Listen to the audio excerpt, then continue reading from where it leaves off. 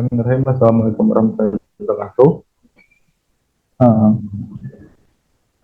di sini saya sebagai selaku pembuka penyampaian yang kali ini akan disampaikan oleh kelompok 6, yang kemudian nanti dalam subtema yang akan dibahas adalah modus operandi dalam penggelapan faktur pajak. Nah, sebelum kemudian kita dari kelompok 6 akan memaparkan presentasi dalam sesi kali ini, izinkan saya memperkenalkan diri.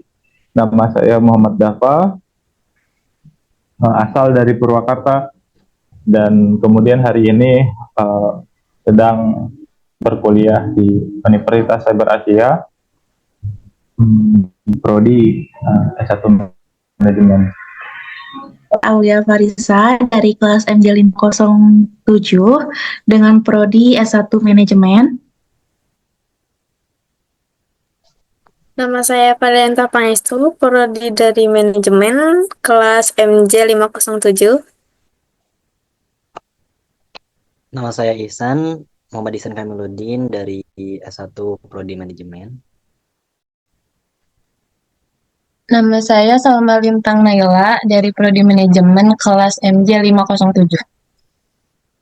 Di kelompok kami, kita membahas kasus yang pertama, yaitu kasus pajak, yang kemudian kita mengambil modus operandi dalam penggelapan faktur pajak. Nah, kenapa hal ini kemudian menjadi suatu kasus atau hal yang kemudian harus diteliti?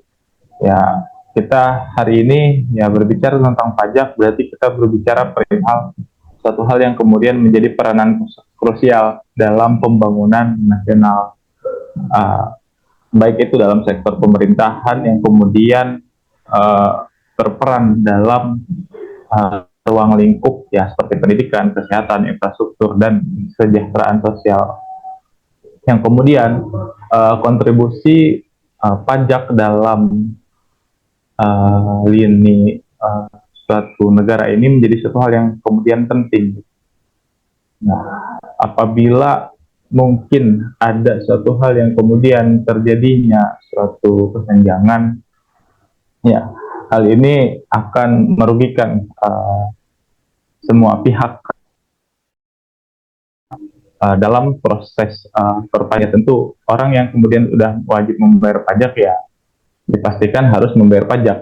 Ketika ada beberapa hal yang kemudian menjadi satu hal yang tidak terlaksana, ya akan terjadi kesenjangan. Ya, salah satu misalnya seperti ketidakpatuhan pajak, ketimpangan di antara wajib pajak, ya hal-hal yang kemudian seperti halnya penggelapan pajak ya. Nah, hal-hal ini ya nantinya akan terjadinya kecemburuan antara wajib pajak mana yang kemudian memasukkan data dan wajib pajak mana yang melakukan pajak secara jujur gitu, yang nantinya nggak sejalan dengan sinergitas pembangunan negara dalam membangun cita-cita pembangunan yang berkeadilan. Nah, dilansir dari Indonesia Tax News portal pada 16 November tahun 2022, berdasarkan laporan tahunan Ditjen Pajak DJP tahun 2021, terdapat 103 kasus tindak pidana perpajakan pada sepanjang tahun 2021. Nah, dari jumlah tersebut, modus operandi berupaya menerbitkan atau menggunakan faktur pajak fiktif mencapai 41 kasus atau sekitar 40%. Berdasarkan Undang-Undang Nomor 6 Tahun 1983 tentang Ketentuan Umum dan Tata Cara Perpajakan, Undang-Undang KUP, yang telah diperbarui dengan Undang-Undang Harmonisasi Peraturan Pajak, tindakan ini mencakup kelalaian maupun kesengajaan yang dapat merugikan penerimaan negara. Nah, dilihat daripada dua kasus tadi, penggelapan faktur pajak ya dapat kita katakan bahwasanya hal yang terjadi tersebut merupakan tindak pidana ekonomi yang dapat merugikan negara secara signifikan. Fenomena ini dilakukan dengan cara ya kurang lebih dengan memanipulasi faktur pajak, baik melalui penerbitan faktur fiktif, pemalsuan data transaksi, atau menggunakan perusahaan boneka. Yang kemudian orang-orang yang melakukan penggelapan pajak itu ya merasa diuntungkan, akan tetapi ya bagi negara dan orang-orang yang menerima subsidi daripada pajak ini malah mendapatkan dampak yang dirugikan. Dilihat daripada problem-problem tadi, isu-isu yang kemudian terjadi, ya diharapkan kemudian dapat terjadinya suatu alternatif seseorang dalam melakukan kewajiban pajak, ya dibutuhkan, entah itu bentuknya seperti apa gitu, yang kemudian dapat terciptanya masyarakat yang taat akan kepatuhan pajak. Nah, dalam pembahasan kita kali ini kita menerapkan poin-poin, yaitu ada 2 poin. Yang pertama, analisis modus operandi terhadap kasus faktur pajak fiktif, dan kedua, memberikan solusi untuk meningkatkan efektivitas pengawasan terhadap pajak. Nah, poin-poin dalam latar belakang permasalahan tadi terdapat 3 unsur yang kemudian akan dibahas dalam sisi pembahasan kali ini. Yang pertama, bagaimana modus operandi yang sering digunakan dalam penggelapan faktur pajak. Yang kedua, faktor-faktor apa yang memungkinkan terjadinya penggelapan faktur pajak. Dan yang ketiga, bagaimana penyelesaian yang telah dilakukan untuk menangani kasus tersebut. Untuk selanjutnya ada tujuan penulisan. Dalam tujuan penulisan ini, kami mengidentifikasi modus operandi dalam penggelapan faktur pajak. Dalam hal ini, kami mengungkapkan metode atau teknik yang digunakan pelaku penggelapan untuk mengecoh sistem faktur pajak. Kemudian yang kedua ada menganalisis kronologi kasus penggelapan faktur pajak tertentu. Dalam hal ini, kami mengkaji secara detail rangkaian kejadian dari kasus penggelapan faktur pajak tertentu untuk memahami akar masalahnya. Dan yang ketiga yaitu memberikan rekomendasi penyelesaian untuk mencegah kasus serupa di masa depan.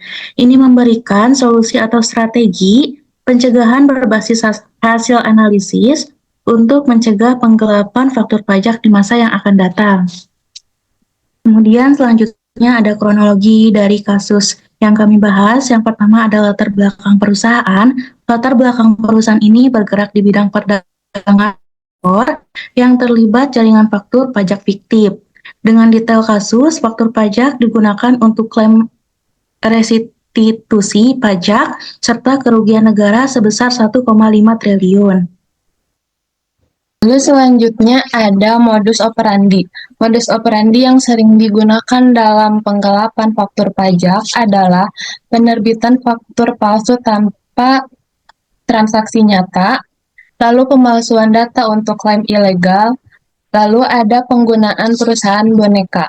Perusahaan ini biasanya tidak memiliki aktivitas bisnis nyata, tetapi didirikan semata-mata hanya untuk menciptakan transaksi fiktif yang dapat diklaim pada laporan pajak.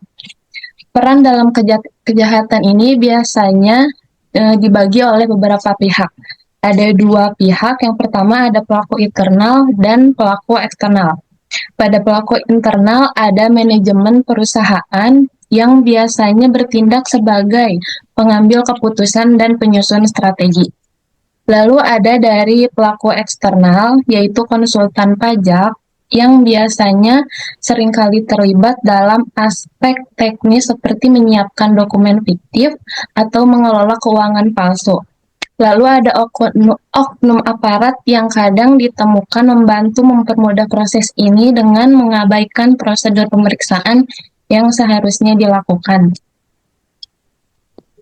Lalu ada faktor pendukung terjadinya kasus. Yang pertama ada kelemahan regulasi, yaitu verifikasi data faktur yang belum optimal dan hukuman ringan kurang memberi efek jerak.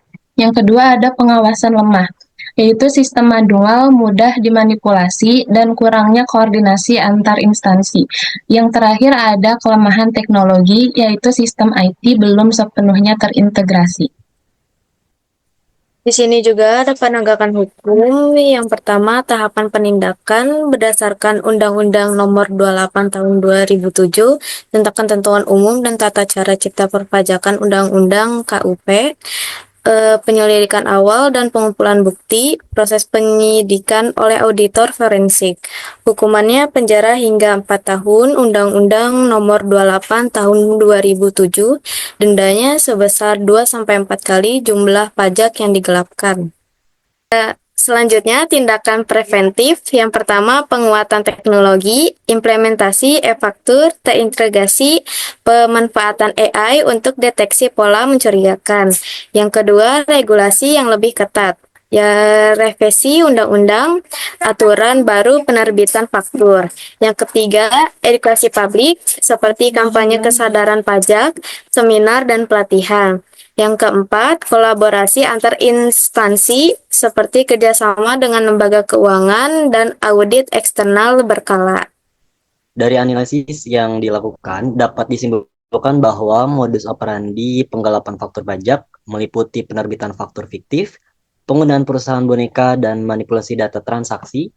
Penyebab utama terjadinya kasus ini yaitu adanya pengawasan